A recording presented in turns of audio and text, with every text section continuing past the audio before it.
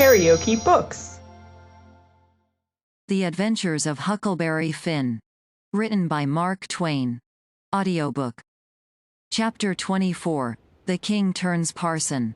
Next day, towards night, we laid up under a little willow towhead out in the middle, where there was a village on each side of the river, and the Duke and the King begun to lay out a plan for working them towns. Jim he spoke to the Duke, and said he hoped it wouldn't take but a few hours, because it got mighty heavy and tiresome to him when he had to lay all day in the wigwam tied with the rope.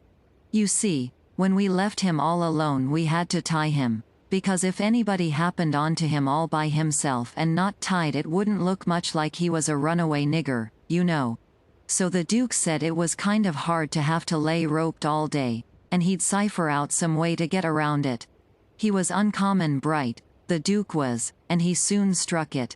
He dressed Jim up in King Lear's outfit. It was a long curtain calico gown, and a white horsehair wig and whiskers, and then he took his theater paint and painted Jim's face and hands and ears and neck all over a dead, dull, solid blue, like a man that's been drowned 9 days. Blamed if he warn't the horriblest looking outrage I ever see.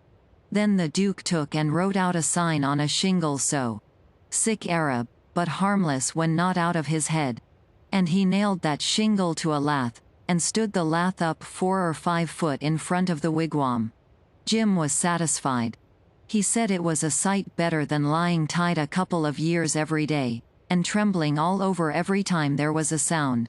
The Duke told him to make himself free and easy, and if anybody ever come meddling around, he must hop out of the wigwam, and carry on a little, and fetch a howl or two like a wild beast, and he reckoned they would light out and leave him alone.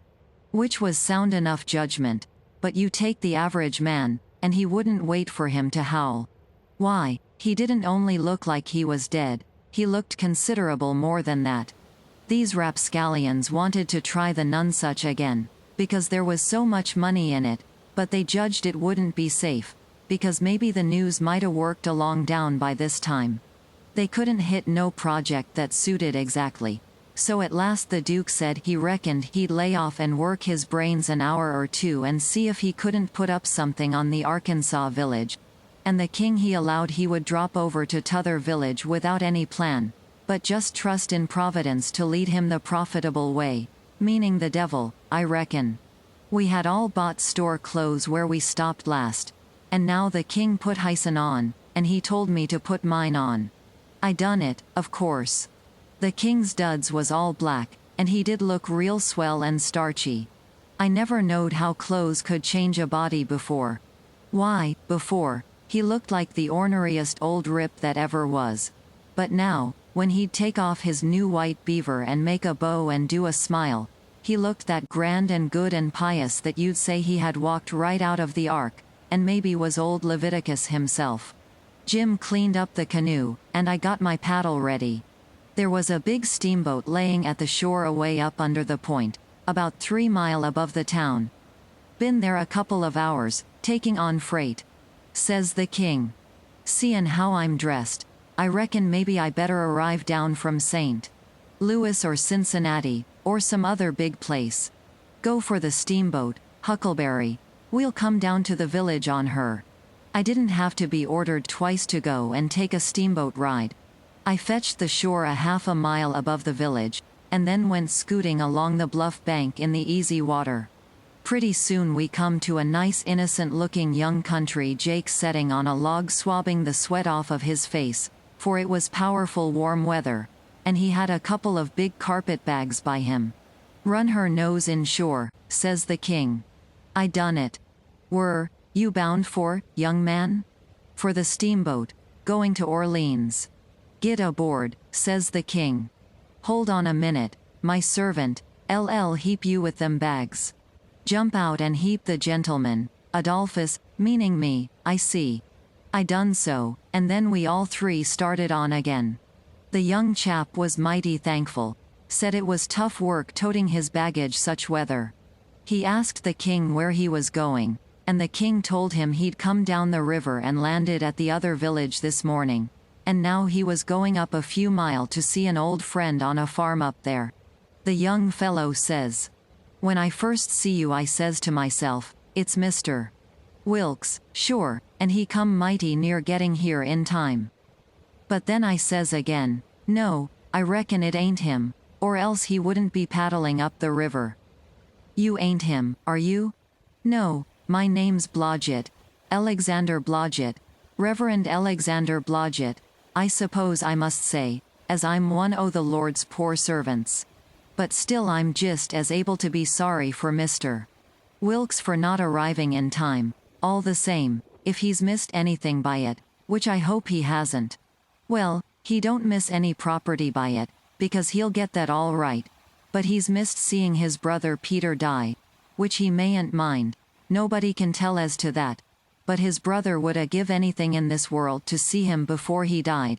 Never talked about nothing else all these 3 weeks. Hadn't seen him since they was boys together, and hadn't ever seen his brother William at all. That's the deaf and dumb one. William ain't more than 30 or 35. Peter and George were the only ones that come out here. George was the married brother. Him and his wife both died last year. Harvey and William's the only ones that's left now. And, as I was saying, they haven't got here in time. Did anybody send him word? Oh, yes. A month or 2 ago, when Peter was first took. Because Peter said then that he sorter felt like he warn't going to get well this time. You see, he was pretty old, and George's girls was too young to be much company for him, except Mary Jane, the red-headed one, and so he was kinder lonesome after George and his wife died, and didn't seem to care much to live. He most desperately wanted to see Harvey, and William, too, for that matter, because he was one of them kind that can't bear to make a will. He left a letter behind for Harvey, and said he'd told in it where his money was hid, and how he wanted the rest of the property divided up so George's girls would be all right, for George didn't leave nothing. And that letter was all they could get him to put a pen to. Why do you reckon Harvey don't come? Does he live? Oh, he lives in England, Sheffield. Preaches there. Hasn't ever been in this country. He hasn't had any too much time, and besides he mightn't got the letter at all, you know. Too bad he couldn't lived to see his brothers, poor soul. You going to Orleans, you say? Yes, but that ain't only a part of it. I'm going in a ship, next Wednesday, for Rio Janeiro, where my uncle lives. It's a pretty long journey. But it'll be lovely. Wished I was going. Is Mary Jane the oldest? How old is the others? Mary Jane's 19, Susan's 15, and Joanna's about 14. That's the one that gives herself to good works and has a hare lip. Poor things. To be left alone in the cold world so. Well, they could be worse off. Old Peter had friends, and they ain't going to let them come to no harm. There's Hobson, the Baptist's preacher, and Deacon Lot Hovey, and Ben Rucker, and Abner Shackleford, and Levi Bell, the lawyer, and Dr. Robinson, and their wives, and the widow Bartley, and, well, there's a lot of them. But these are the ones that Peter was thickest with, and used to write about sometimes, when he wrote home. So Harvey, LL know where to look for friends when he gets here. Well, the old man went on asking questions till he just fairly emptied that young fellow. Blamed if he didn't inquire about everybody and everything in that blessed town, and all about the Wilkses, and about Peter's business, which was a tanner, and about George's, which was a carpenter, and about Harvey's, which was a dissentering minister, and so on, and so on. Then he says, "What did you want to walk all the way up to the steamboat for?" "Because she's a big Orleans boat, and I was afeard she mightn't stop there. When they're deep they won't stop for a hail. A Cincinnati boat will, but this is a street." Lewis 1. Was Peter Wilkes well off? Oh, yes, pretty well off. He had houses and land, and it's reckoned he left 3 or 4 thousand in cash hid up summers. When did you say he died? I didn't say, but it was last night. Funeral tomorrow, likely? Yes, 'bout the middle of the day. Well, it's all terrible sad, but we've all got to go, one time or another. So what we want to do is to be prepared. Then we're all right. Yes, sir, it's the best way. Ma used to always say that. When we struck the boat she was about done loading, and pretty soon she got off. The king never said nothing about going aboard, so I lost my ride, after all.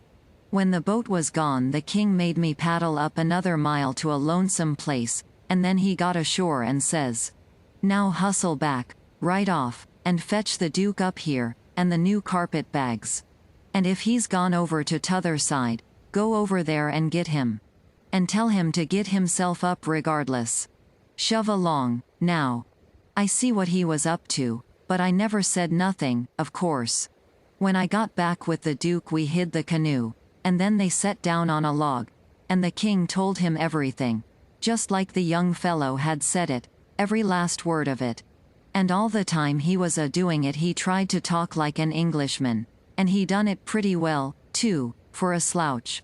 I can't imitate him, and so I ain't a-going to try to, but he really done it pretty good. Then he says, "How are you on the deaf and dumb, Bilgewater?" The Duke said, "Leave him alone for that." Said he had played a deaf and dumb person on the histrionic boards. So then they waited for a steamboat. About the middle of the afternoon a couple of little boats come along, but they didn't come from high enough up the river. But at last there was a big one, and they hailed her. She sent out her yawl, and we went aboard, and she was from Cincinnati. And when they found we only wanted to go 4 or 5 miles they was booming mad, and gave us a cussing, and said they wouldn't land us. But the king was calm. He says, "If gentlemen kin afford to pay $1 a mile apiece to be took on and put off in a yawl, a steamboat kin afford to carry 'em, can't it?" So they softened down and said it was all right, and when we got to the village they yawled us ashore. About 24 men flocked down when they see the yawl a-coming, and when the king says, "Can any of you gentlemen tell me where Mr. Peter Wilkes lives?" They give a glance at one another, and nodded their heads, as much as to say, "What d' I tell you?" Then one of them says, kind of soft and gentle, "I'm sorry, sir, but the best we can do is to tell you where he did live yesterday evening." Sudden as winking the ornery old cretzur went into smash, and fell up against the man, and put his chin on his shoulder, and cried down his back, and says, "Alas, alas, our poor brother, gone, and we never got to see him. Oh, it's too hard." Then he turns around, blubbering, and makes a lot of idiotic signs to the Duke on his hands, and blamed if he didn't drop a carpet bag and bust out a-crying. If they warn't the Beate nest lot, them 2 frauds, that ever I struck. Well, the men gathered around and sympathized with them, and said all sorts of kind things to them, and carried their carpet bags up the hill for them, and let them lean on them and cry, and told the king all about his brother's last moments, and the king he told it all over again on his hands to the Duke, and both of them took on about that dead tanner like they'd lost the 12 disciples. Well, if ever I struck anything like it, I'm a nigger. It was enough to make a body ashamed of the human race. KaraokeBooks.